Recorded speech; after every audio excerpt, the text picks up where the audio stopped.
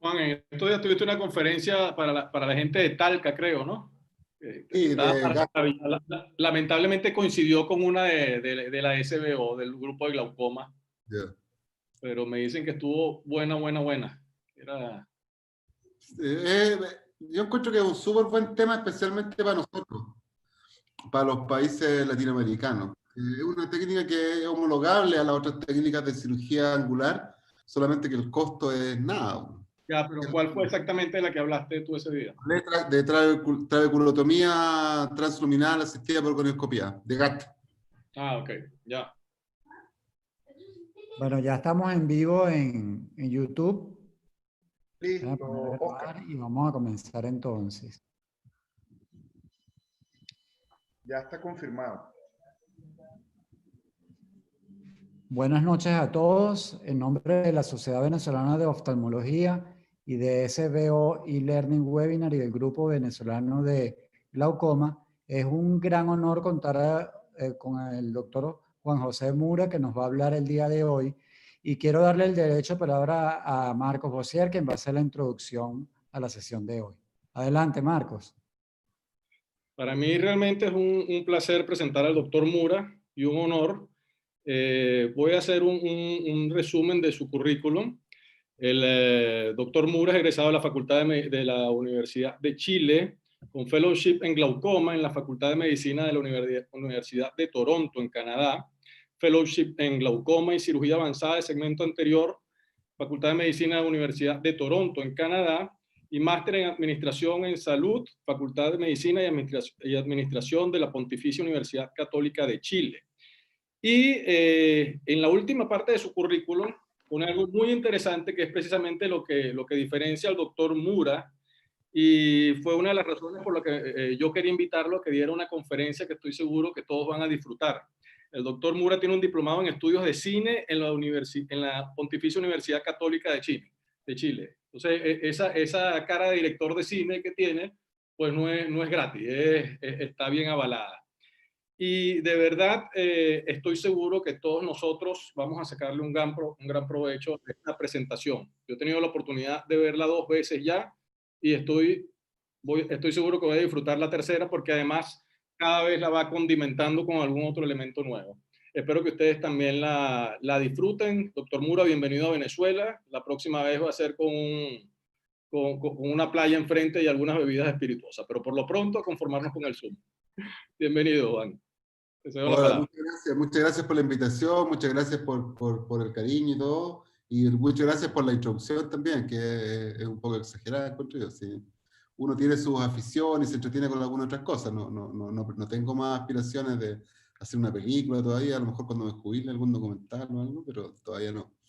Sí, es un tema que es muy interesante, básicamente porque cuando yo empecé a ver esto, no encontré mucha, o sea, primero tenía el prejuicio de que no había mucha gente trabajando en esto, y después me fui dando cuenta que había mucha gente trabajando en esto, y organismos importantes, como vamos a ir viendo durante la presentación, y yo creo que una estrategia a considerar por las distintas razones también, que no les quiero adelantar, sino que las vamos a ir viendo y las vamos a ir discutiendo también durante la presentación, así que sin más delay vamos a partir.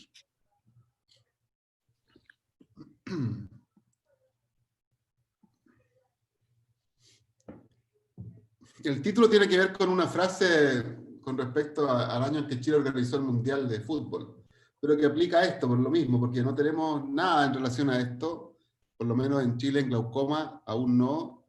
Estamos empezando recién a trabajar y eso hace que las ganas sean de querer hacerlo todo. No tengo ningún conflicto de interés con la presentación.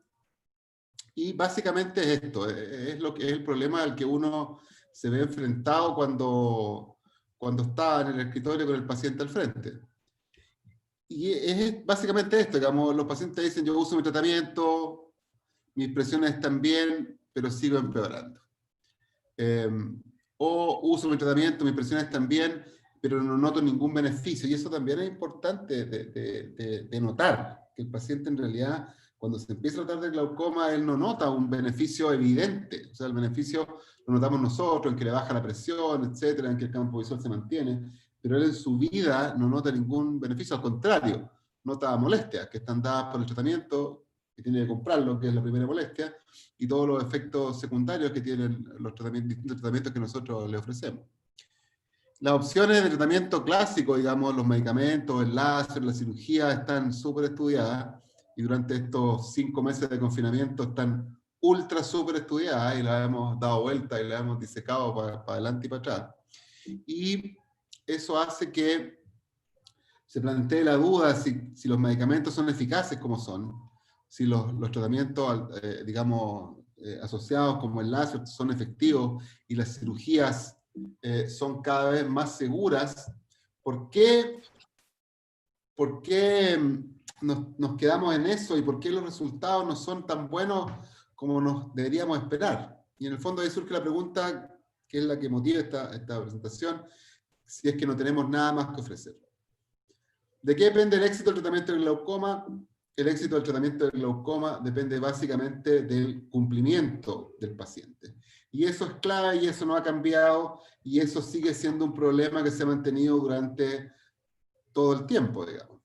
Tenemos que acordarnos, para poder embebernos en esta situación, en que, bueno, estamos tratando con seres humanos, que somos organismos más complejos, que vamos más allá de los ojos y que contienen un montón de sistemas y partes, digamos, físicas y metabólicas, pero además estos seres humanos, nosotros tenemos creencias y tenemos costumbres que influyen directamente en nuestra vida, digamos, en nuestra forma de ser, en nuestra forma de interactuar y en nuestra forma de enfrentar los problemas. Por eso es importante saber, cuando uno se enfrenta a un paciente, qué pasa con esta persona.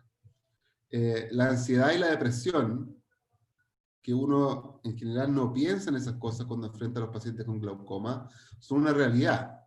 Este trabajo hecho creo que en Pakistán, muestra una incidencia de ansiedad en los pacientes con glaucoma de un 33%, o sea, 1 de cada 3.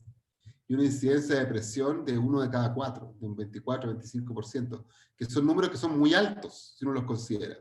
Este otro trabajo hecho en Australia muestra que el diagnóstico de depresión es el segundo problema más importante que impide o que baja, digamos, la compliance del paciente después de la falta de motivación. Incluso la depresión es más importante que las fallas de memoria del paciente o las dificultades físicas que tenga para ponerse las gotas. La ansiedad en este estudio alcanza una prevalencia de un 17% y la depresión se mantiene alrededor de un cuarto, un quinto de los pacientes con depresión. Este otro estudio hecho en Estados Unidos muestra una cosa más o menos parecida, y es interesante también. La ansiedad es prácticamente 11 veces más frecuente en los pacientes con glaucoma, la depresión es 12 veces más frecuente en los pacientes con glaucoma, y el dato interesante que aporta este trabajo es que esto es independiente de la edad, porque uno tendría a pensar que los pacientes mayores, al verse más achacados, con más enfermedades, con más cuadros, con más medicamentos y con más dificultades, van a tener más depresión, pero en la depresión la incidencia tanto de la depresión como de la ansiedad es independiente de la edad, está relacionada con el diagnóstico de glaucoma. Y también tenemos que acordarnos que algunos de los medicamentos que nosotros prescribimos para el tratamiento de glaucoma también se relacionan a depresión, como por ejemplo el timolol y la dorzolamida, los inhibidores de ácido carbónico. ¿Qué preocupa a los pacientes? En general, a los pacientes les preocupa la parte funcional. Les preocupa cómo va la enfermedad a influir en su vida. Y fundamentalmente, cuando uno mira estas nubes de ideas de los cuestionarios que se hacen a los pacientes, lo más importante que les surge es la pérdida de la capacidad de lectura. Lo segundo es la capacidad de manejar y de caminar, porque eso significa que se ven comprometidos importantemente en su autovalencia, trabajar en el computador y después ya empiezan a bajar las frecuencias de las preocupaciones. Y la ceguera, que es una de las cosas que surge espontáneamente, es una preocupación real. Y uno, como dije al principio, no tendría que pensar que con todos los avances que hemos tenido en el glaucoma, en el tratamiento y en el diagnóstico, en el seguimiento, estas cosas, estos números han mejorado. Pero tenemos este estudio, por ejemplo, que se hizo en Finlandia, en el año 2012, publicado, que muestra que los pacientes con glaucoma, al momento de morir, que es un seguimiento distinto, porque generalmente los pacientes cuando quedan ciegos después ya no van más a control. entonces uno los pierde esos pacientes, no los sigue controlando eternamente.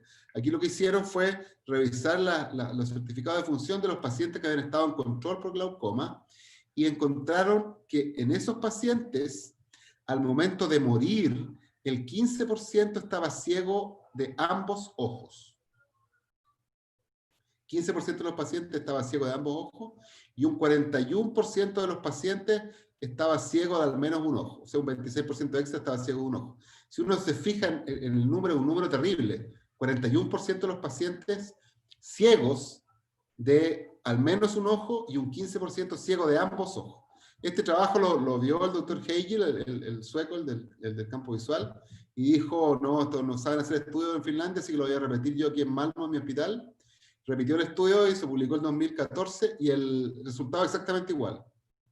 En su última visita, el 42% de los pacientes estaban ciegos de un ojo y un 16% de los pacientes estaban ciegos de ambos ojos. Y esos pacientes pasaron en esa condición 2 años y medio de vida en promedio, con el consiguiente gasto que ustedes podrán entender y el desgaste tanto para la familia como para el sistema de salud, como para todas digamos, lo asociado al cuidado. Entonces, el miedo a la ceguera es una cosa real, digamos. Y ahí surge la otra cosa, lo que le decía al comienzo, digamos, del paciente, porque hay algunos pacientes que no siguen el tratamiento y uno se lo explica por falla de compliance, etc. Pero hay pacientes que siguen su tratamiento bien y que sus presiones se mantienen bien durante los controles, pero siguen empeorando. Básicamente, o sea, una parte de esa explicación está dada por que cuando los pacientes tienen una reserva funcional muy baja, la pérdida fisiológica normal impacta. Tenemos que acordarnos que uno va perdiendo del 1.200.000 de células lunares con que nace, pierde como 5.000 al año. Y si te quedan 100.000, perder 5.500 es perder el 5%. Y eso es imposible de dejar de perder porque es pérdida por apoptosis. Entonces, esos factores hay que estarlos considerando también. Y aquí surge la pregunta, digamos, ¿qué otra cosa le podemos ofrecer a nuestros pacientes para hacerlos sentir mejor o sentirse más incorporado al tratamiento? ¿Es el tratamiento tradicional con medicamentos, con cirugía, con láser, la única alternativa terapéutica? Y me gusta esta frase, digamos, que es en el fondo una cosa muy humana, que como dice ahí, hay pocas cosas en el mundo que son más poderosas, digamos, que un empuje positivo, una sonrisa o una palabra de optimismo y esperanza, digamos, cuando las cosas están duras, que es el momento en que uno necesita más el apoyo. Y aquí surge la medicina integrativa. ¿Qué es lo que es la medicina integrativa? La medicina integrativa es un enfoque médico que combina la medicina convencional con medicinas complementarias, pero validadas científicamente. El reconocimiento, digamos, de que la medicina debe estar basada en datos científicos, no es una cosa que o sea, parte como que a uno se le ocurrió, pero tiene que ser comprobada por medio de hipótesis, y también hace que nuestra medicina tiene que estar abierta a nuevos paradigmas y tiene que estar abierta a la innovación. Y hay que considerar que todos los factores pueden influenciar la salud. El bienestar y la enfermedad incluyen aspectos mentales, como les decía. Depresión, hay que pensar que los pacientes tienen depresión, tienen ansiedad, aspectos espirituales y sociales, además del aspecto puramente físico. ¿Es una alternativa a la medicina convencional? No. Eso es lo más importante de rescatar aquí. El enfoque actual que se tiene de esto es que no es una alternativa, sino que la medicina integrativa suma todas las herramientas terapéuticas, las prácticas convencionales y las prácticas, digamos, complementarias o tradicionales, orientando a un proceso que promueva la salud y el bienestar de la persona en toda su integralidad, digamos. Si miramos aquí la evolución que ha tenido el reporte de la Organización Mundial de la Salud, a pesar de que está un poco a capa caída estos últimos días con el COVID, pero igual sigue siendo una autoridad competente. Desde el año 99 al año 2018, prácticamente en 20 años, el número de países que están trabajando en medicina integrativa ha subido de 25 a 98, o sea, se ha cuadruplicado en estos 20 años. De hecho, el National Institute of Health en Estados Unidos tiene desde el 2016 un plan estratégico para estudiar científicamente y validar la medicina complementaria. empezando estudiando los mecanismos básicos, traducirlo, digamos, a cómo esto se expresa en la parte más técnica, y haciendo, digamos, refinando o acotando las intervenciones para poder llegar a medir eficacia y efectividad y poder comprobar que estas terapias son efectivas. Aquí tenemos, yo soy médico de verdad, igual que ustedes, pero uno tiene que estar abierto un poco a estas cosas. Productos naturales como hierbas, probióticos, vitaminas, la alimentación, si ustedes se meten ahora a buscar, de dar vuelta, hay cualquier cantidad de información respecto a inflamación y alimentación, están absolutamente relacionadas. Acupuntura, prácticas de respiración, masaje, meditación, pilates, reiki, etc. Un montón de ayudas que vamos a ir dilucidando si es que tienen o no alguna validez y si es que tienen o no alguna utilidad en nuestros pacientes con glaucoma. Como les decía, la Clínica Mayo, por ejemplo, ellos tienen un departamento de medicina integrativa y de hecho desarrollan investigaciones respecto a esto. Como vemos ahí, yo le puse una lista de las últimas 4 que tenían cuando hice la revisión, que eran el evaluar el Reiki como una intervención en los pacientes con cáncer hematológico, evaluar digamos, la meditación, mindfulness meditation para los pacientes que están en radioterapia, el estudio del masaje de manos en los pacientes, digamos, para tratar la ansiedad en los pacientes durante la cirugía, y el estudio de la acupuntura para tratamiento de las arritmias. En Chile, la Universidad Católica también tiene un departamento de medicina integrativa, esta es una clínica privada, digamos, y ellos ahí, el estudio que tienen muestra que el 70% han utilizado alguna terapia alternativa durante su vida, el 70% de los pacientes, y el 85% de los pacientes que se les preguntó les gustaría obviamente obtener esta terapia en el mismo lugar donde recibe la atención tradicional, o sea, hacer todo de una forma integrada.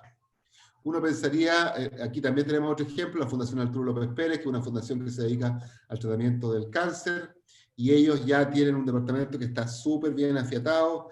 Ellos han demostrado, digamos, mejor tolerancia a las terapias oncológicas, mejor necesidad de medicación para disminuir los efectos secundarios, una disminución del nivel de ansiedad y mejoría del ánimo de los pacientes con estas terapias, y una cosa que es muy importante y nunca tenemos que olvidar, una mejor comunicación con la familia y entre la familia y el equipo de salud, cosa que es fundamental para el éxito del tratamiento.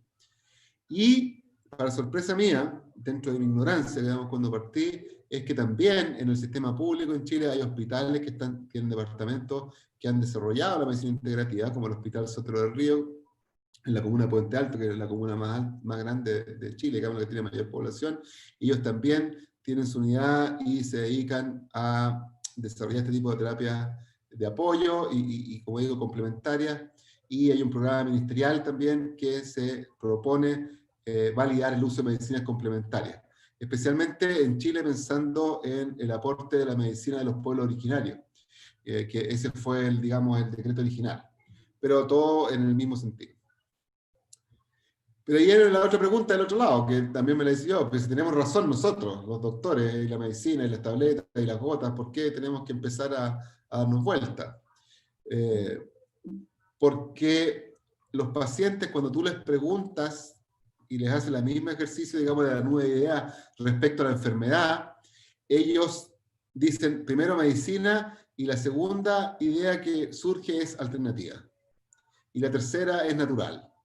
Y la cuarta es personas. ¿Te fijas? Y todos los tratamientos tradicionales que nosotros estamos acostumbrados aparecen mucho después.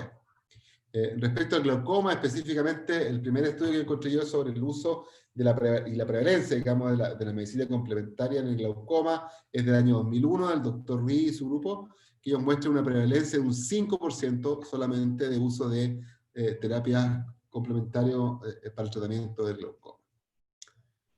Tenemos que volver atrás en lo que habíamos conversado al principio, que hay que ver a la persona como un todo. Hay que enfocar sus creencias, costumbres e intereses que nos van a permitir llegar a alcanzar el estado de salud. Porque al paciente hay que encantarlo de alguna forma, especialmente al paciente con glaucoma, porque, como les dije y como lo vimos al comienzo, la principal dificultad que tenemos nosotros en el tratamiento del glaucoma y la principal dificultad que tenemos para que los pacientes conserven su función a lo largo de toda la enfermedad es la compliance. Y una forma que encuentro yo fundamental para poder mejorar la compliance es lograr esa comunicación directa y esa confianza con el paciente, que una forma de catalizar esta reacción y que sea mucho más fácil es embeberse en los intereses personales de cada uno, digamos, y tratar de entender qué es lo que creen también y qué es lo que piensan. ¿Cuál es el riesgo de no integrar? Lo vamos a ver también. Pero quisiera destacar ante esta frase que el buen médico es el que trata la enfermedad, pero volviendo a todo lo que hemos conversado hasta ahora, el gran médico es el que trata al paciente que tiene la enfermedad. El mundo da para todo. El año pasado, en octubre, se hizo este Congreso Mundial de Terraplanismo. A la izquierda, como ven, es la imagen que yo me hago de un eclipse lunar, digamos, si la Tierra fuera plana, cosa que esa foto no se ha tomado nunca, así que es un poco difícil, pero hay gente que cree firmemente en esto.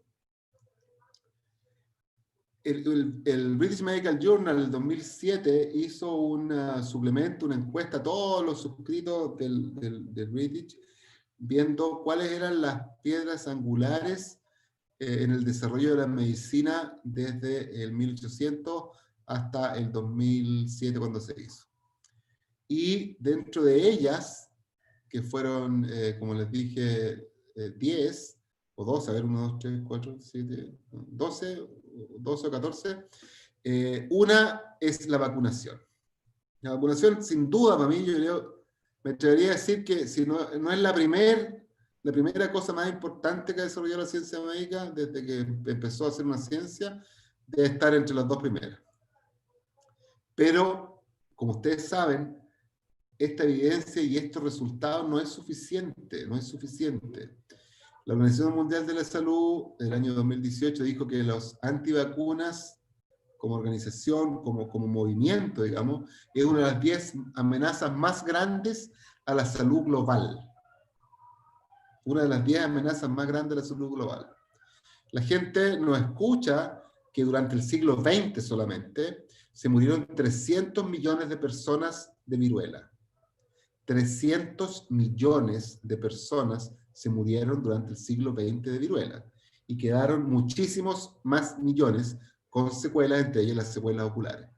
Ella, Janet Parker, es la última persona que murió de viruela, era una fotógrafa científica que trabajaba en un laboratorio donde tenían viruela para estudio, y después de ella no se ha identificado ninguna muerte, pero es una realidad y que está ahí y que la gente no lo ve.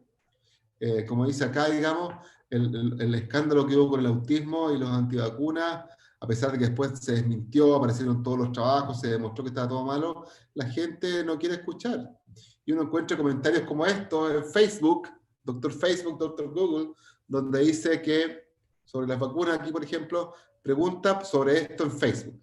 Que en ningún caso vayas al médico. Facebook es una fuente más confiable que cualquier información médica, especialmente cuando se trata de la ciencia de la vacunación. Yo, en vez de poner que Dios bendiga, podía, ay Dios mío, esto es una cosa que debiera preocuparnos, porque de alguna forma tenemos que lograr que la gente se acerque a los datos reales. Y una forma de hacerlo en el fondo, no descalificarlos, porque hay algunas creencias que tienen valor, y esas creencias nosotros debemos rescatarlas, y eso te crea instantáneamente un nexo mucho más fuerte con el paciente. Y como dice Sun Tzu en El arte de la guerra, que es mi última reflexión antes de irnos más al tema, es: si no puedes con ellos, en el fondo hay que unirse con ellos y tratar de hablar un idioma que sea parecido, como decía, en nuestra búsqueda de hacer el bien, de encantar a nuestros pacientes y de mejorar, digamos, fundamentalmente la compliance. Ahora vamos a ver algunos ejemplos de algunas cosas prácticas que podemos hacer. Hay bastantes publicaciones en internet, en Medline, que uno puede buscar. Yo traté de buscar las que son selecciones de reviews y de revisiones sistemáticas de la literatura, donde los que muestran son los trabajos que muestran resultados que son reproducibles y de trabajos que son con un diseño, digamos, que cumple con todas las características o la mayoría de las características que uno debería pedir un diseño de un estudio. La primera cosa que uno puede hacer, y que es lo más simple, que yo lo hago con todos mis pacientes que tienen glaucoma avanzado, intermedios finales, avanzados para adelante, es que cambien la posición al dormir. La posición de dormir es una cosa muy simple de hacer y que logra disminuir la presión en forma significativa en la noche, que es una cosa muy importante que realmente nosotros no consideramos. Tenemos que tener en cuenta que los medicamentos que uno usa habitualmente para tratar el glaucoma no tienen efecto nocturno. La mayoría, los que tienen efecto nocturno son los análogos de prostaglandina y los inhibidores de anhidrasa carbónica. Pero todo el resto de los medicamentos no tienen efecto nocturno, con lo cual el gap entre las presiones aumenta en esos pacientes. Por eso es importante considerar esto. Hay que considerar que 30 grados de inclinación al dormir disminuyen la presión en 3.2 milímetros de mercurio. Y 20 grados de inclinación al dormir disminuyen la presión en 1.5 milímetros. Y como sabemos, los estudios, el canadiense y otros, muestran que por cada milímetro de mercurio de disminución de presión, o al revés, digamos, de aumento de presión, aumenta en un 19% el riesgo de progresión. O sea, cada milímetro de mercurio tenemos que pelearlo, especialmente en los pacientes que tienen enfermedad más avanzada. Estos cambios posturales también al dormir hacen y tienen un efecto protector en el campo visual de los pacientes con glaucoma de tensión normal. Progresan menos al dormir en una posición de mayor inclinación. ¿Cuál es la recomendación? Uno es hacerse un cojín como el celeste que aparece a la izquierda, que se pone debajo del colchón. Encuentro que comprarse una cama de esos que cambian de forma es un poco más difícil porque son muy caras. O uno puede hacer alguna cosa como esa, que encuentro que es un poco elegante, que vamos a poner 2 sillas en la cabecera de la cama. O hacer algo más simple para los que somos más viejos, poner guías telefónicas. Ya no existe la guía telefónica, hace años que no veo una. O poner un taco de madera, alguna cosa que permita ir de a poco, digamos, elevando la cabecera. Y con eso lograr esta disminución de presión para estos pacientes. Lo que no se recomienda hacer es usar almohadas, porque los pacientes cuando se ponen a dormir, lo primero que hacen es, cuando están con almohadas sentados, es tirar las almohadas para el lado y quedar en posición horizontal, y se pierde con eso todo el efecto. Aquí vamos a ver ahora algunos suplementos nutricionales. Esta es una revisión que se hizo de 21 estudios. Yo saqué los más significativos y los que tenían mejores resultados y más consistentes. Uno es el azafrán. El azafrán, usando en dosis de 30 miligramos del día de azafrán, disminuye la presión 2 milímetros de mercurio desde la 3ª semana de uso, y ese efecto se pierde al dejar de usarlo en 3 semanas, que es el mismo tiempo que el paciente tiene que estar tomándolo antes de tener el efecto. El azafrán uno lo puede comprar en cápsulas concentradas. Este laboratorio, que se llama Life Extension, tiene prácticamente todos los suplementos.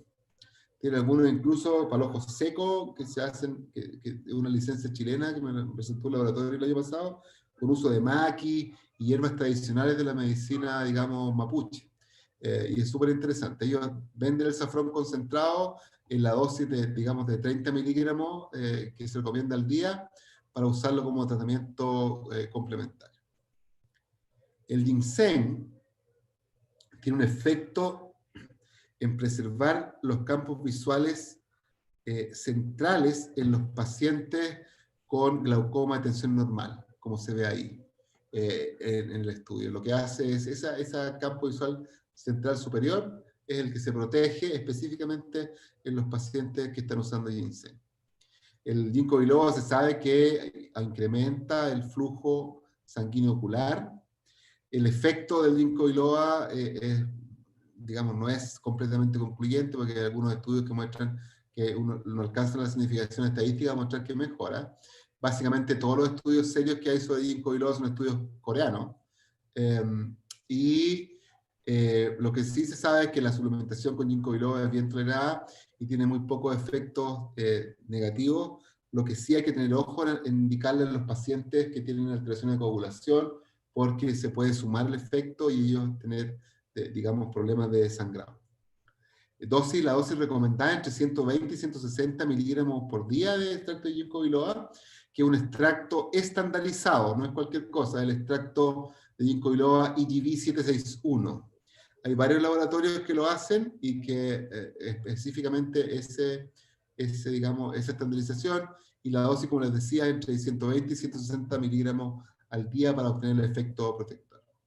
Esto, yo lo que más estoy usando ahora es una combinación que se llama mirtogenol, que es una combinación entre el arándano europeo y el extracto del pino marítimo francés, que es una combinación de dos fenoles, digamos, el que viene del arándano y el que viene del pino, como les había dicho, y que gracias tiene potencia el efecto de los medicamentos hipotensores.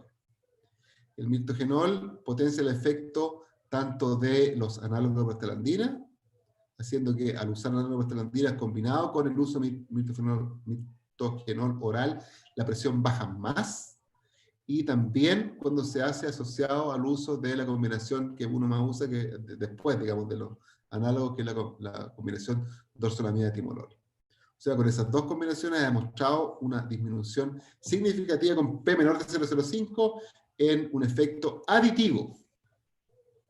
Y por otro lado, también en los mismos pacientes, en los que están usando la toloprost o en los que están usando la combinación timolol-dorzolamida, mejora la circulación, la microcirculación retinal. Así que tenemos otro efecto. Entonces la suplementación con mirtogenol es segura y puede contribuir, digamos, por dos vías a mejorar los parámetros de microcirculación oculares y a dar un boost a la disminución de la presión intraocular.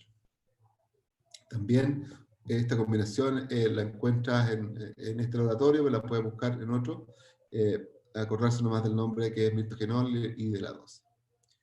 La cúrcuma es como hace bien al ojo entero. O sea, se han demostrado efectos antiinflamatorios en uveitis, en ojos secos, un efecto neuroprotector en glaucoma, promueve la apoptosis y disminuye la proliferación en cosas cicatriciales como el pterigion, inhibe la escoriación corneal, disminuye el estrés oxidativo, con lo que disminuye digamos, prevalencia de catarata.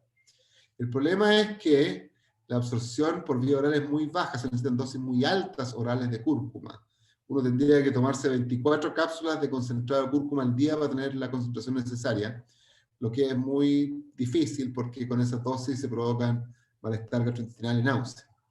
Pero el grupo de la doctora María Francesca Cordeiro en Inglaterra están trabajando en desarrollar nanocarriers que tienen, digamos, cúrcuma dentro y se aplican directamente en los ojos en forma de gotas. Utilizando estos nanocarriers se logró neuroprotección significativa en modelos in vitro y también se logró, digamos, neuroprotección in vivo luego de 3 semanas de instilación, sin hallazgos de toxicidad. Así que esto es una cosa que hay que seguir revisando.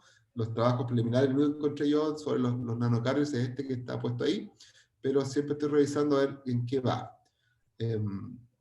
Otras medidas son la citicolina. La citicolina es un medicamento que se usa como neuroprotector y neuroreparador en situaciones de hipoxia e isquemia en pacientes que han tenido accidentes vasculares y en pacientes que tienen degeneración neuronal, que llevan a enfermedades tipo Alzheimer, y tiene efectos positivos en el tratamiento del deterioro cognitivo senil y disminuye o enlentece, digamos, la evolución de la enfermedad. Y eso también se publicó ahora, se leyó recién, en julio, el mes pasado, digamos, en el Journal de Glaucoma, que al asociar el uso de gotas de citicolina al tratamiento hipotensor en pacientes que están progresando, a pesar de tener un buen control, podría reducir la progresión de la enfermedad. Ellos muestran ahí, como se ve, la desviación media que usando citicolina versus placebo se obtiene una diferencia que es estadísticamente significativa en todos los puntos de seguimiento a los 9, 15, 21, 27 y 36 meses. Y además de la desviación media, también se obtienen valores, como ven aquí en la tabla a la inferior derecha, el grosor de la capa de fibra nerviosa, a los 36 meses con un P de 0,04, 5 micras. Ojo, 5 micras, placebo versus citicolina. La melatonina es súper interesante el efecto. Aquí habían pacientes, es el estudio de donde salió esta cuestión, eran pacientes psiquiátricos que estaban internados y que tenían alteraciones del sueño. Y dentro de esos pacientes había un subgrupo que tenía glaucoma avanzado y que estaban con tratamiento con 3 medicamentos o más.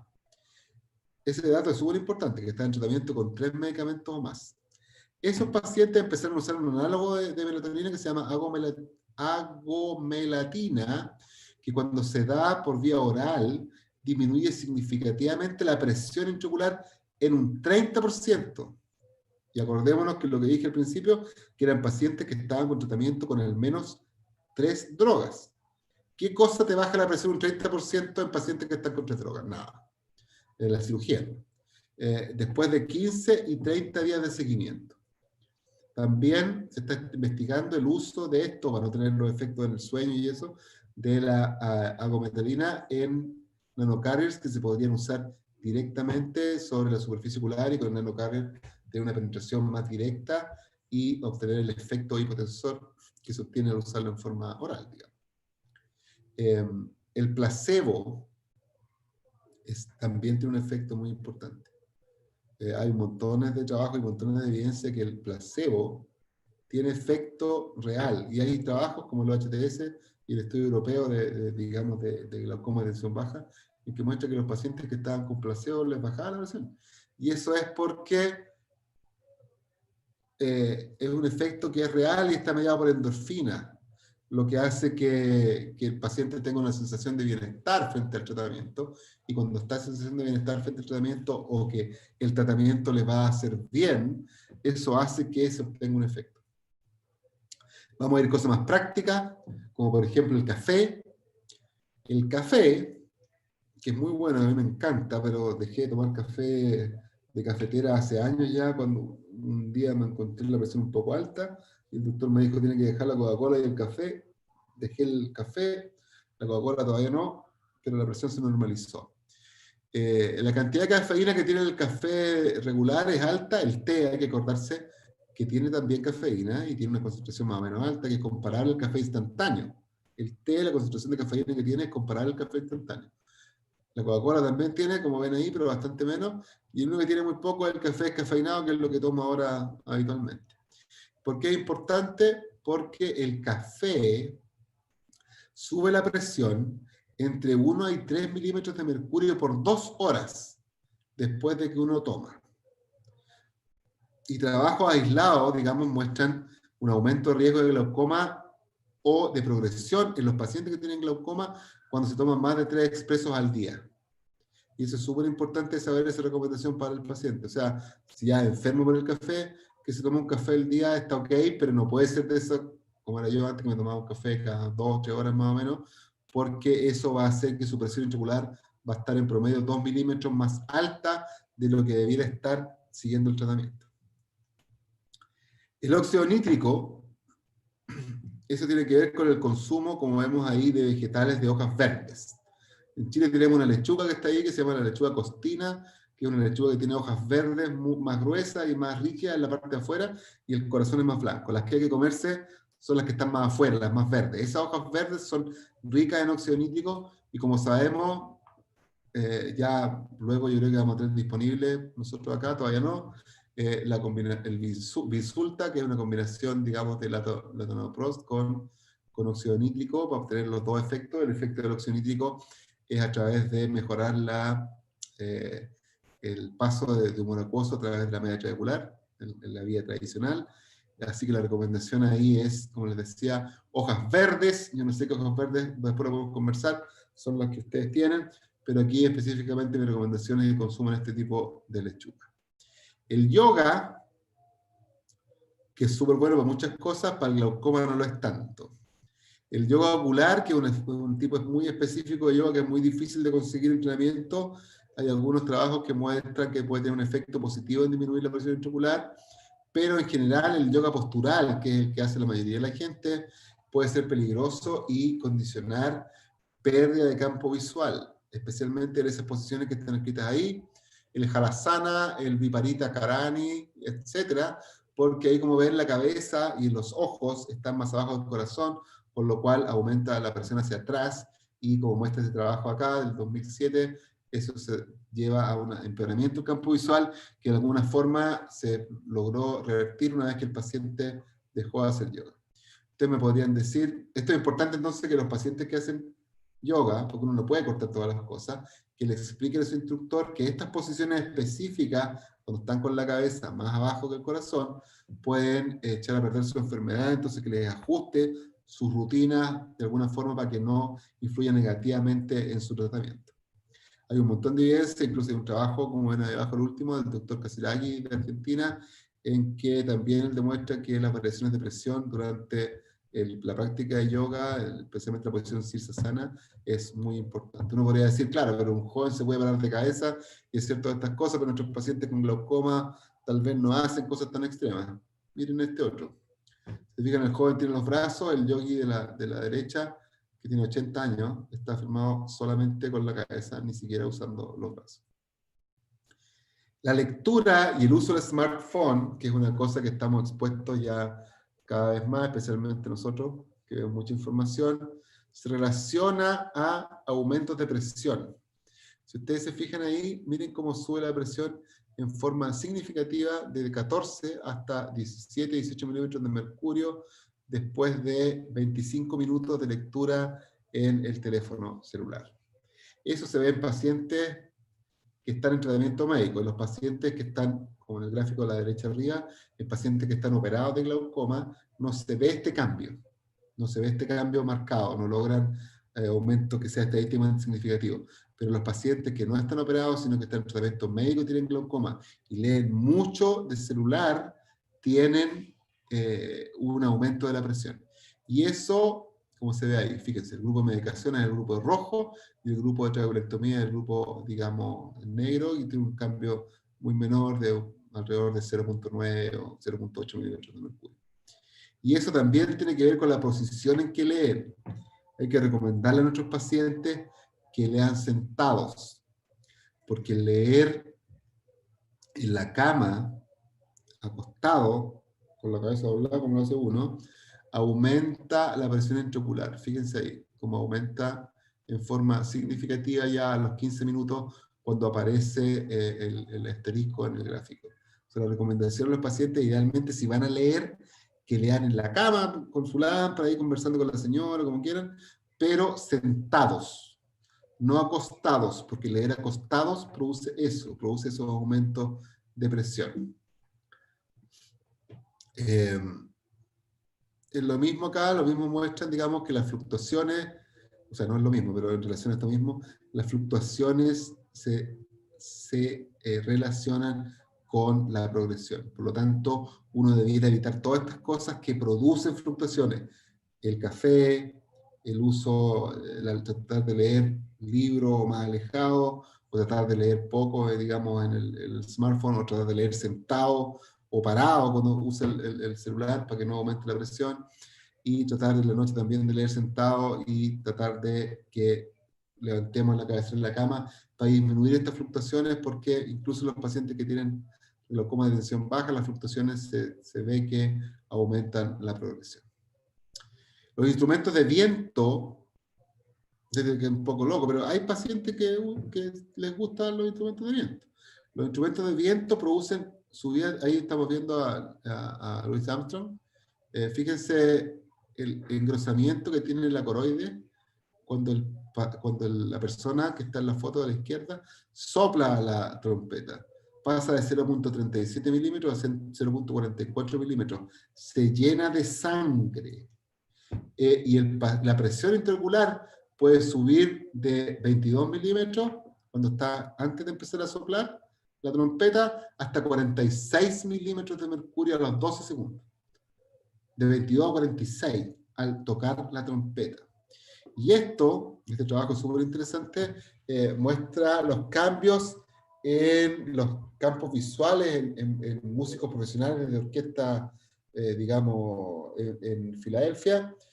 ¿Qué pasa en los músicos que tenían glaucomatosos, que tocaban instrumentos de viento, versus los músicos glaucomatosos que tocaban instrumentos no de viento, de cuerda o lo que sea? los que tocaban instrumentos de viento progresaban mucho más que los que usaban instrumentos de no viento.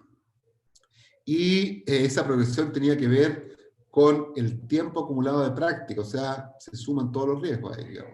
Hay evidencia, un mayor defecto de campo visual en músicos de instrumentos de viento y una asociación entre el defecto del campo visual y el tiempo acumulado de práctica.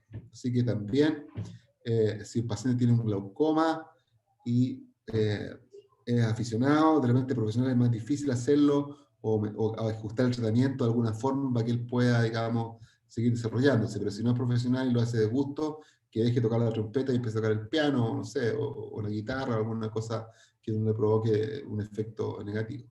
El ejercicio aeróbico, no lo vengo a descubrir yo, es bueno para todos.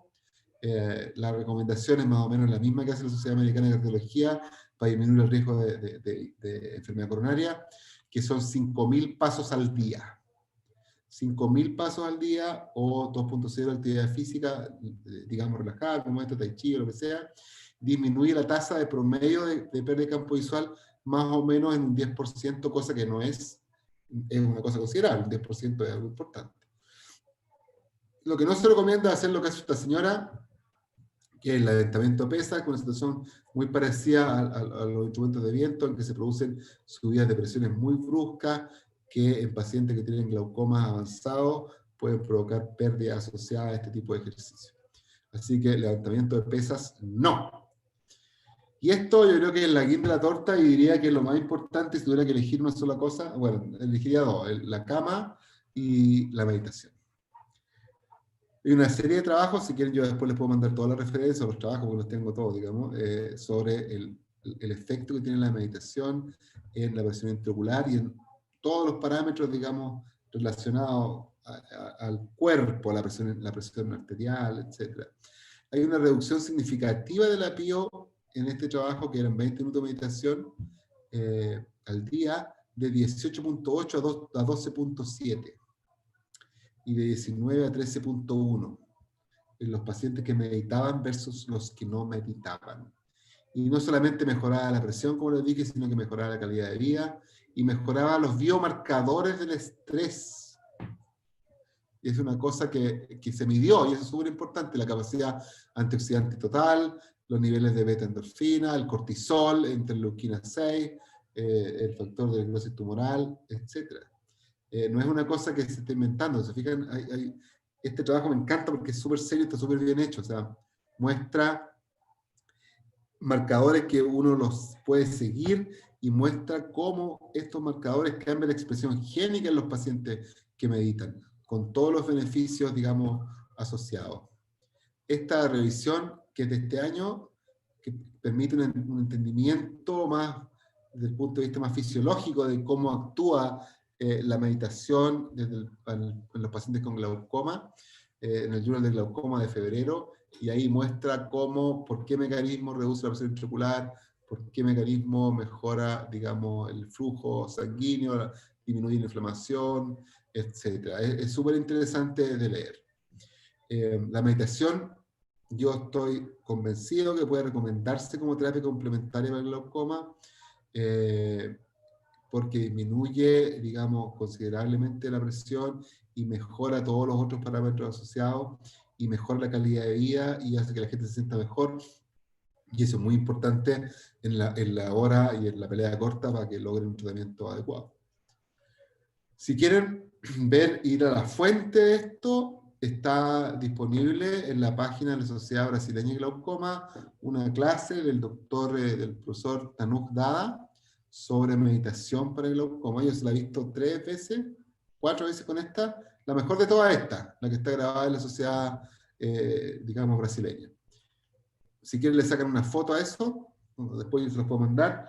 Con ese QR entran directamente al lugar donde está la presentación y él explica con lujo de detalle y muy amablemente y con mucha paciencia todos los beneficios que tiene la meditación para los pacientes con glaucoma.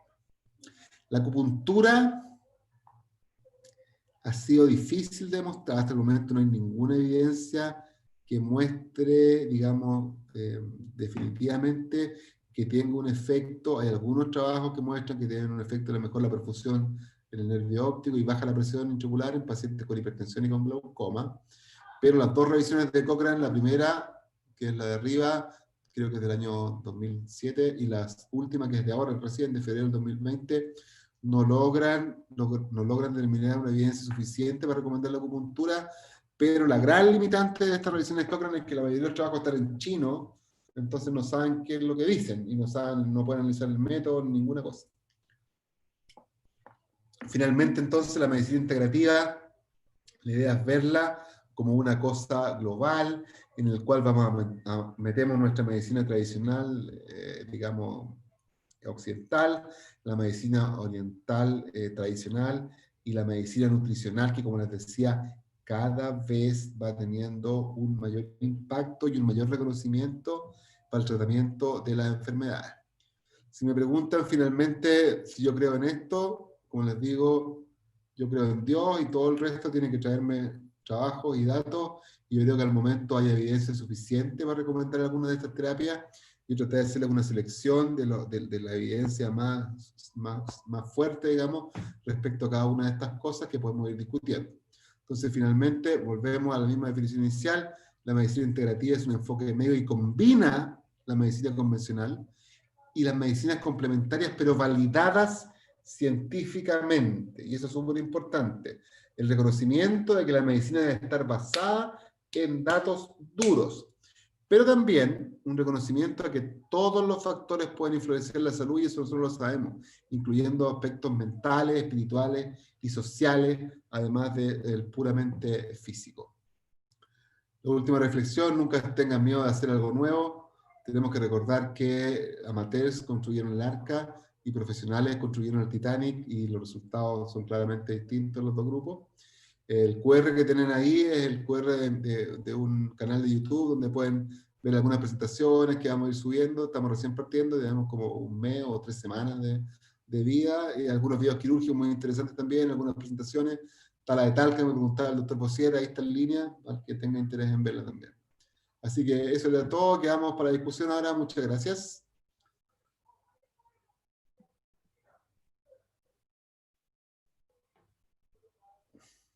Excelente, Juan. Excelente, excelente.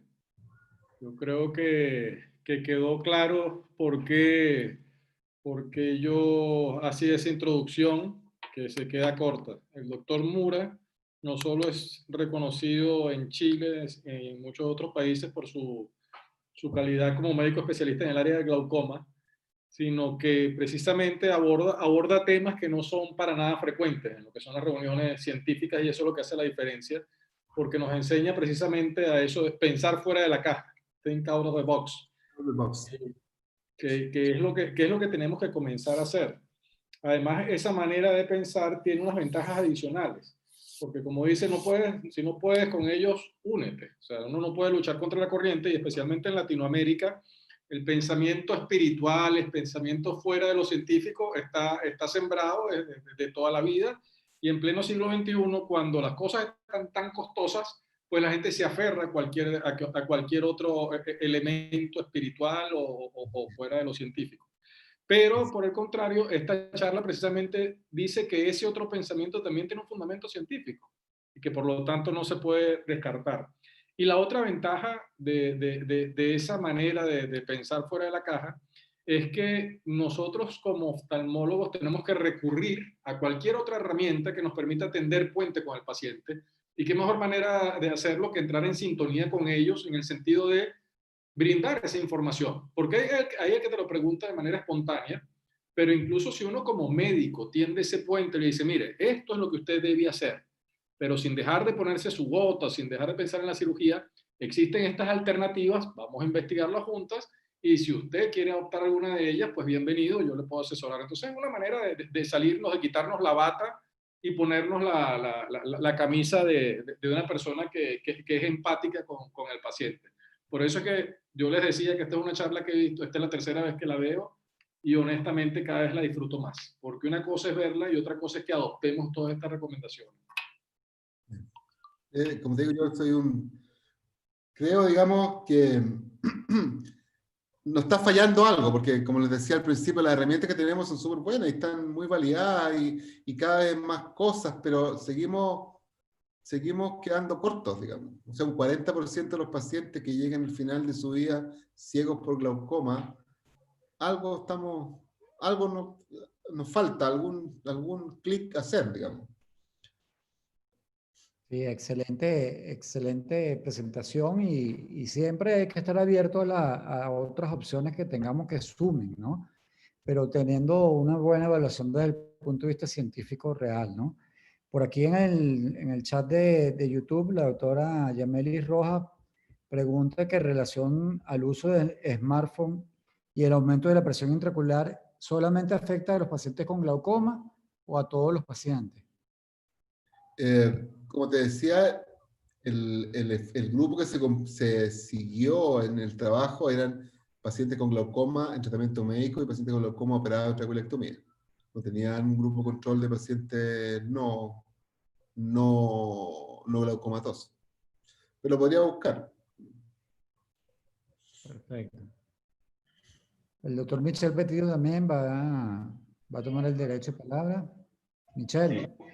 Buenas noches. Saludos desde Maracaibo, Venezuela.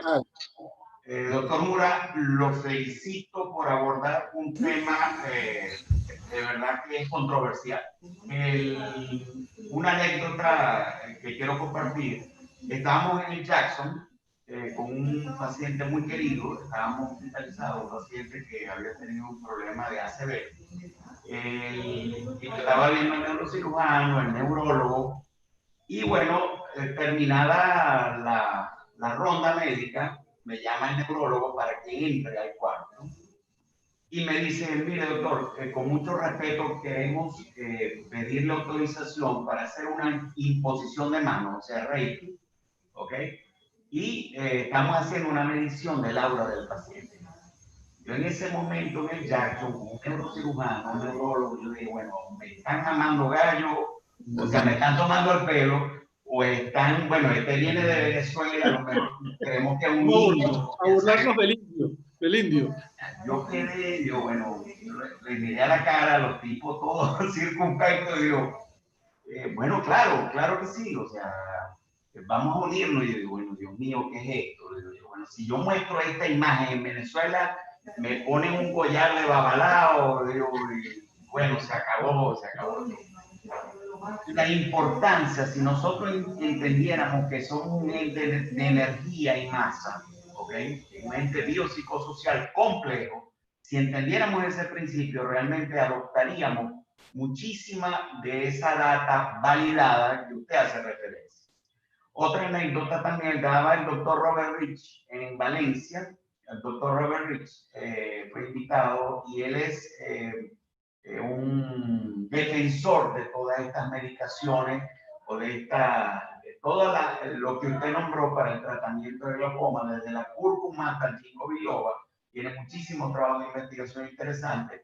Y tú escuchabas en el público, en la parte de atrás, el comentario, decía, bueno, invitaron a este hombre de Nueva York para que nos viniera a hablar de cúrcuma, para que nos viniera a hablar de ginkgo biloba. Bueno, o sea, perdimos los cobres, ¿no? Perdimos dinero. Entonces, de ahí la importancia del elemento de la medicina integrativa. Si pudiéramos realmente promocionarlo para que la gente lo dijera con data validada. Otra cosa, otro comentario final, es que estas drogas son potentes, ¿ok? Cuando nosotros agregamos estas medicaciones al armamentario terapéutico que está recibiendo el paciente, es importante estudiar los efectos cruzados. Tuve un paciente que le agregaron ginkgo biloba, un paciente que ya estaba recibiendo ciertas medicaciones y tuvo un ACV hemorrágico. ¿Okay? El paciente estaba recibiendo aspirina, clopidogrel y le agregaron ginkgo biloba y el paciente dice, es natural, es bueno y lo voy a tomar. El paciente hizo un ACV hemorrágico. O sea, no perdamos de vista la potencia farmacológica de estos medicamentos y estudiar el elemento cruzado. Muchísimas gracias de nuevo y buenas noches, Marco, a todos. Por eso es importante la validación. No sé si se acuerdan, yo cuando les dije que había que usarlo con reserva en pacientes que tenían alteraciones de coagulación, es por este tipo de cosas que pueden pasar. Pero si uno los considera como medicamentos, si uno los considera como dices tú, magia o otra cosa, que yo encuentro que ya no estamos en tiempo para hacer eso, pasan estas cosas. Si el paciente nos dice, ¿qué está consumiendo? Que de repente le da hasta vergüenza decir que está tomando ginkgo biloba.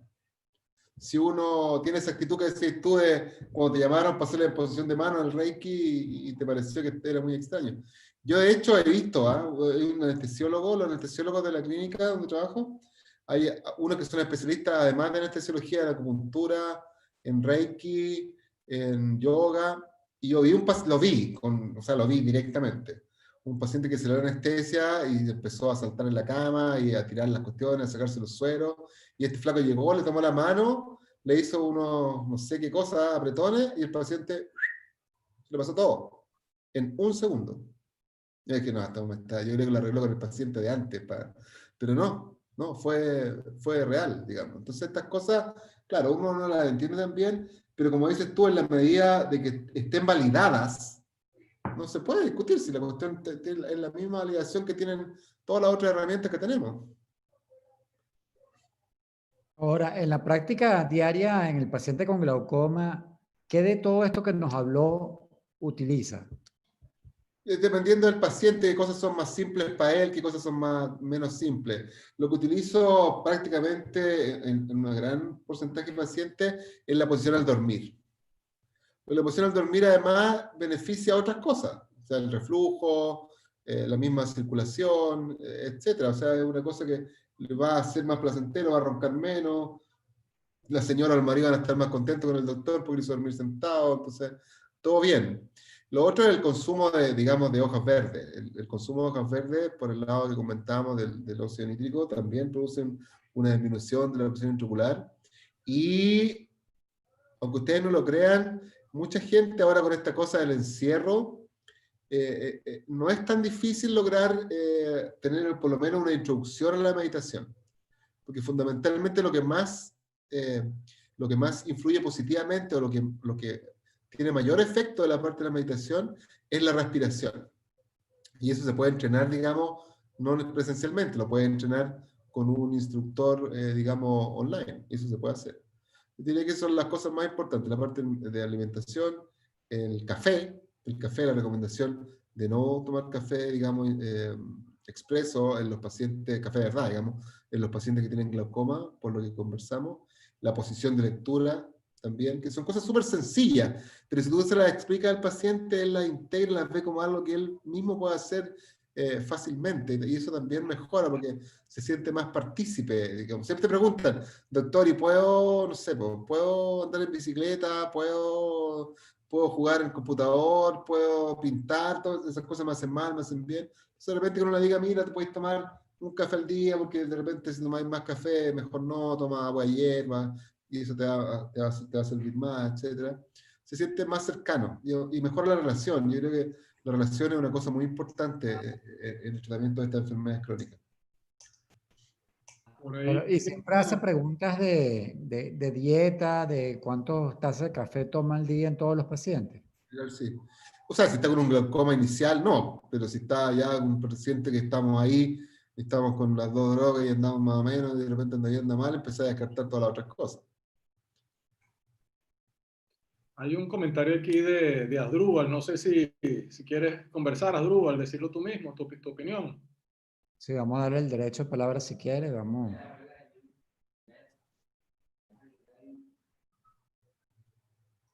¿Dónde está Asdrúbal? No lo veo aquí. Asdrúbal, aquí está. Ya. Activa el teléfono, el micrófono, Asdrúbal. Hola, buenas noches, ¿cómo están? ¿Qué tal? ¿Se me escuchan? Sí, perfecto. Sí, perfectamente. Encantado de escuchar su charla, doctor Mura. Sí, bueno, algunas cosas que me llaman la atención de todo este tema, que sin duda es muy interesante, es que, bueno, nosotros también quizás acá tenemos una mala experiencia con algunas cosas que a veces denominan integrales, y que me llama la atención que a veces se trata de separar ese concepto como si la medicina que nosotros conocemos y que nos han enseñado no fuese integral en su en su propio concepto, ¿no? de medicina. Nosotros desde la escuela nos enseñan que la salud es un estado biopsicosocial, de bienestar biopsicosocial, y quizás tratar de separarlo o sea, me llama mucho la atención, y quizás desde sus orígenes, si uno de repente se lee los aforismos hipocráticos, se da cuenta que este tipo de conceptos se vienen hablando desde el inicio de la medicina. Y también, bueno, otras cosas como que hay algunos datos que quizás puedan expresar que existe alguna correlación entre algunas cosas y, por ejemplo, las variaciones de presión intraocular, pero eso no necesariamente indica que haya una causalidad. Y quizás, por supuesto, se necesitan muchos más estudios para realmente estar seguros de que estas cosas puedan afectar o no a nuestros pacientes, y así deberíamos tomarlas, ¿no?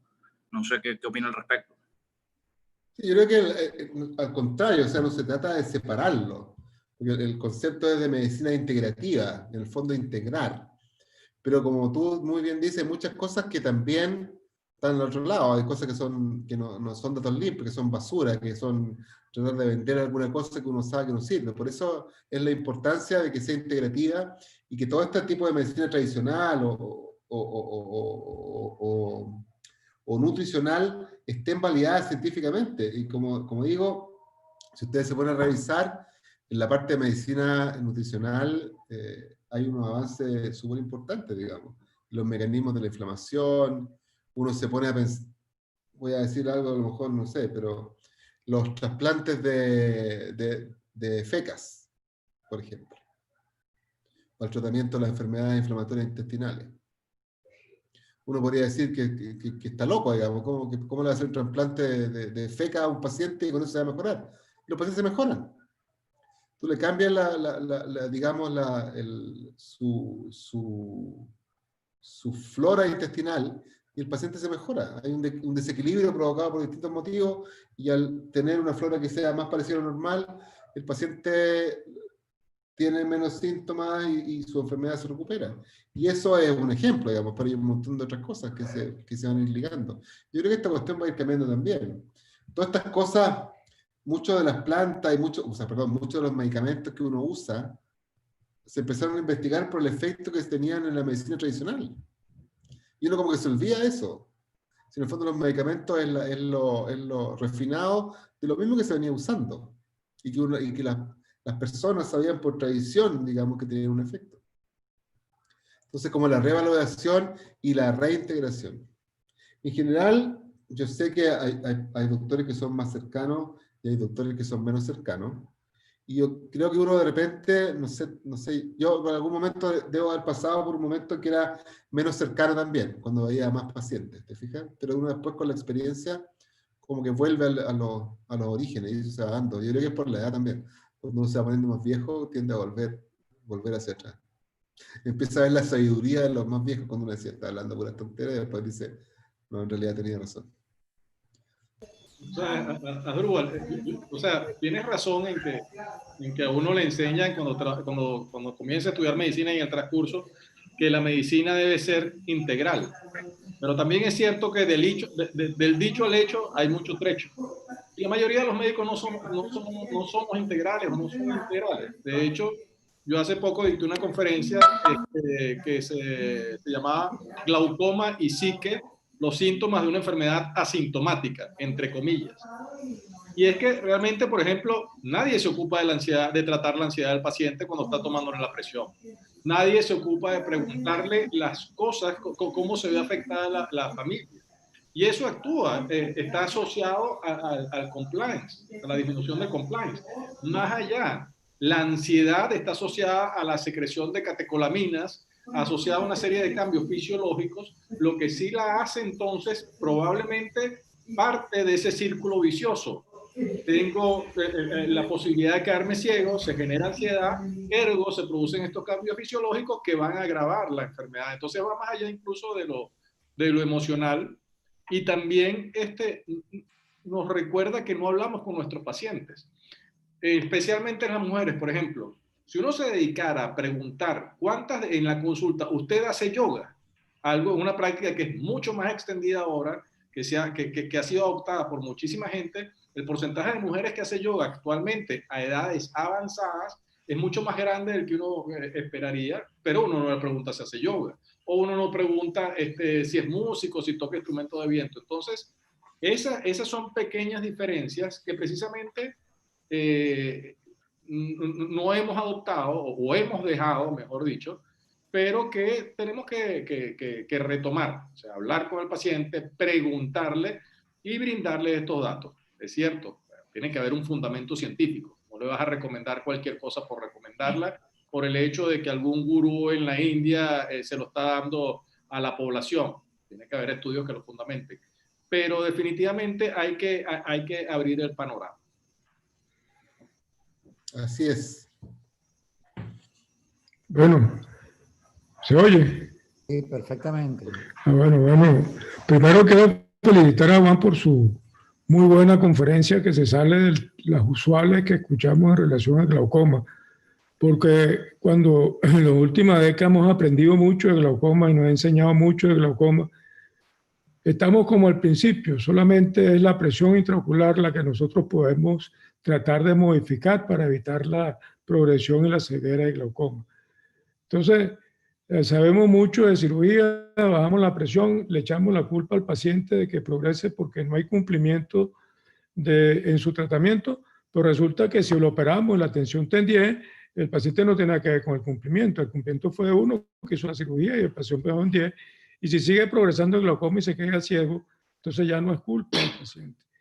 Seguimos en el mismo punto en relación al tratamiento, claro, guardando la distancia de los medios para hacer el tratamiento de hace varias décadas. Lo único es la presión intraocular. Entonces, todo lo que nos venga adicional a lo que conocemos en medicina tradicional, los medicamentos, las gotas, no sé cuánto, y que nos ayude a mejorar esa presión intraocular o algunos de ellos a mejorar la perfusión, pero en definitiva todo aquello que nos lleve a tratar de mantener la visión del paciente por mucho más tiempo, el paciente glaucomatoso, debe ser bienvenido. Entonces, no es una medicina integral. Medicina integral es adaptar a todo lo que está en los medios ambientes para el fin último, que es disminuir, en nuestro caso, disminuir la presión intraocular y mantener la visión del paciente. Recordemos que muchas, si no casi todas las medicinas o muchos armamentarios terapéuticos vienen de investigaciones de biología, de matas, de brujos, y no sé qué, que estudiándolo se saca la última forma de química que después se la venden en medicina y mejoran al paciente y enriquecen a los laboratorios. Muchas felicitaciones, Juan, por tu conferencia excelente. Gracias, doctor. Hay otro detalle que menciona Michelle Petito, que el efecto más evidente de la ansiedad se evidencia en el momento que el paciente realiza el estudio de campimetría. Él le ha tomado la frecuencia cardíaca a estos pacientes y es increíble cómo se eleva la frecuencia cardíaca durante el examen, pues. Y la angustia que tiene el paciente de tratar de no pelar ninguno de los estímulos mostrados, ¿no? Bueno, José. Sí, si uno mira, como te digo, un número que a mí me impactó cuando lo vi, que es la frecuencia, o sea, la incidencia, digamos, de depresión y ansiedad clínica en los pacientes con glaucoma, que encuentro que es una cosa escandalosa, digamos. El estigma que provoca el diagnóstico de glaucoma es una cosa que marca a los pacientes, que los marca definitivamente. Mucha gente los compara con el estigma que provoca alguna enfermedad, no sé, de tipo cancerosa o tener alguna leucemia o una cosa así, tanto para la familia como para el paciente, la carga que conlleva el diagnóstico. Por el riesgo, digamos, la espada de Damocles ahí colgada arriba de tu cabeza de la ceguera. Michelle, tú sabes que nosotros en glaucoma virtual, basado en algunos estudios, yo empecé a colocarle audífonos con música a los pacientes. Y aunque no hicimos ningún estudio formal, la verdad es que los pacientes que habían tenido experiencia anterior en campimetría visual, el hecho de aislarlos con una música, obviamente, que no lo fuera a distraer, pero que les bajara ese nivel de ansiedad funcionaba, y hacía mejor. Aunque te repito, no, en ningún momento hice algún estudio formal al respecto, pero sí ayuda, sí ayuda. Una música que les relaje porque les permite entrar a un estado de mayor concentración. Entonces, es una práctica que yo creo que se puede adoptar. Es muy sencillo, como igual va pegado a una computadora, pues simplemente le pones un set ahí.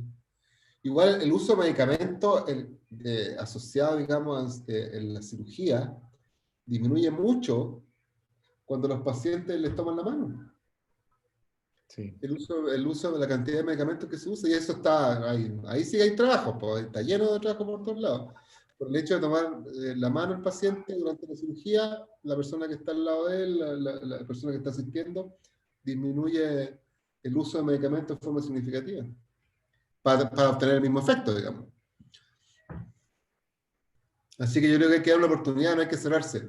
Hay que mirar, hay que revisar críticamente los estudios, formarse una opinión y ver qué herramientas de estas puede elegir y no. Yo traté de elegir las que tenían, como les decía, mayor evidencia, que tenían trabajos que estaban más o menos bien diseñados y para mostrarlos, digamos. Pero ahí, como en todas las cosas, están cada uno después, digamos, identificar las herramientas que les pueden ser válidas.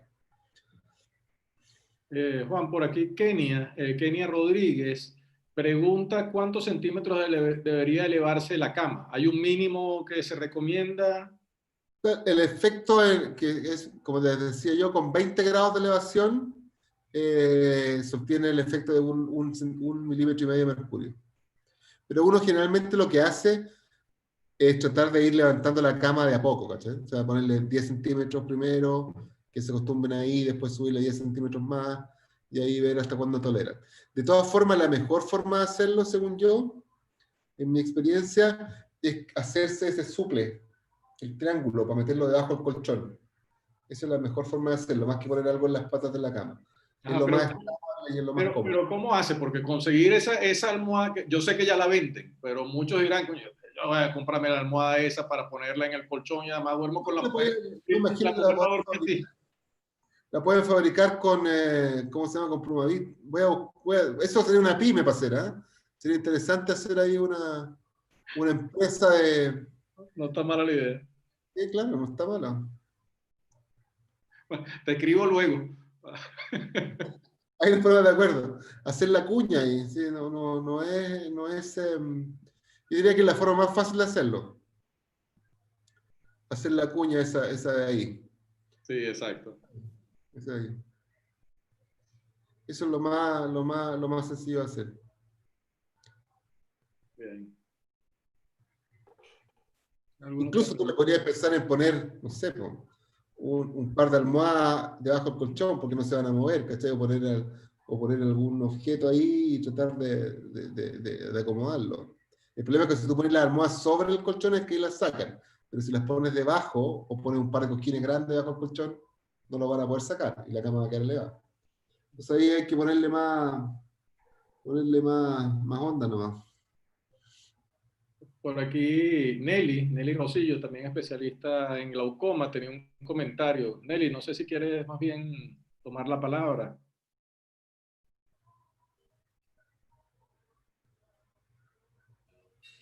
¿Me escucha, Nelly? Okay, bueno, leo mientras se activa. Aló, sí, ahora Ahí. sí. Ajá. Sí, como comenté, ¿no? Con respecto a los trastornos del sueño. Y he tenido muchos pacientes que tienen esa angustia, ¿no? Y como comentó el doctor Mura, ¿cómo aliamos y ayudamos a este paciente donde sabemos que el trastorno del sueño puede interferir en la parte de el efecto positivo sobre el tratamiento? Y muchas veces he tenido que aliarme al psicólogo o al psiquiatra para que el paciente tenga como que una ayuda más global acerca de su bienestar. No sé si ustedes han tenido la misma experiencia, ¿no? Que es prácticamente integral incluso con la familia, ¿no? De que los puedan abordar con respecto a tranquilizarlos y controlar un poco más la ansiedad.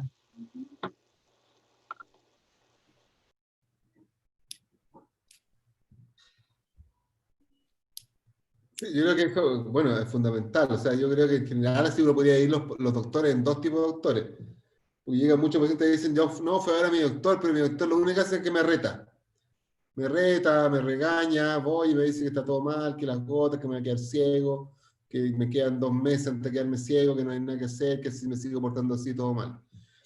Yo creo que también es importante eso, lo que uno le ofrece a los pacientes, digamos, para que, está bien, ellos tienen que saber los riesgos, y uno tiene que explicarle los riesgos y tiene que explicarle cómo disminuir los riesgos, pero no puede, ya no estamos para la relación tan paternal que uno tenía, o tan, digamos, vertical que se tenía hasta hace algunos años, en que uno decía lo que había que hacer y se acababa la discusión. O sea, eso ya no es así, digamos. Yo creo que uno debiera ir mejorando las herramientas comunicacionales fundamentalmente, como dice la doctora, y en estos pacientes con esas cifras de 25% de depresión, yo creo que la ayuda, o por lo menos la evaluación, digamos, en alguna parte, especialmente en los pacientes que no están respondiendo bien por parte de un psiquiatra, yo creo que debiera ser un camino a seguir.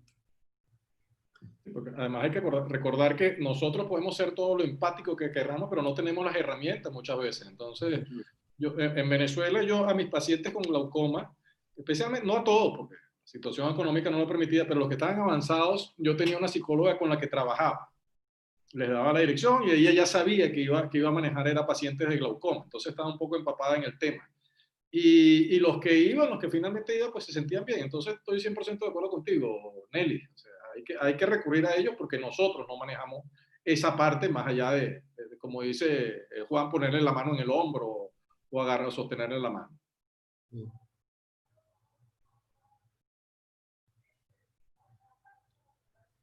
No sé si hay alguna otra pregunta por ahí.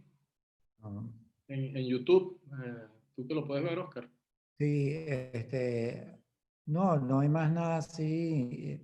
Robin Subarriento había hecho un comentario de la parte genética y de lo que se está haciendo en biohacking, pero no sé si tienen algún comentario al respecto.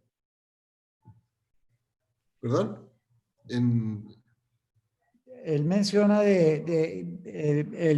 o sea, la manipulación genética que se está haciendo en otras patologías, que si tiene algo que podamos nosotros tener idea de que estén haciendo un glaucoma. Yo en realidad no, en esa parte no.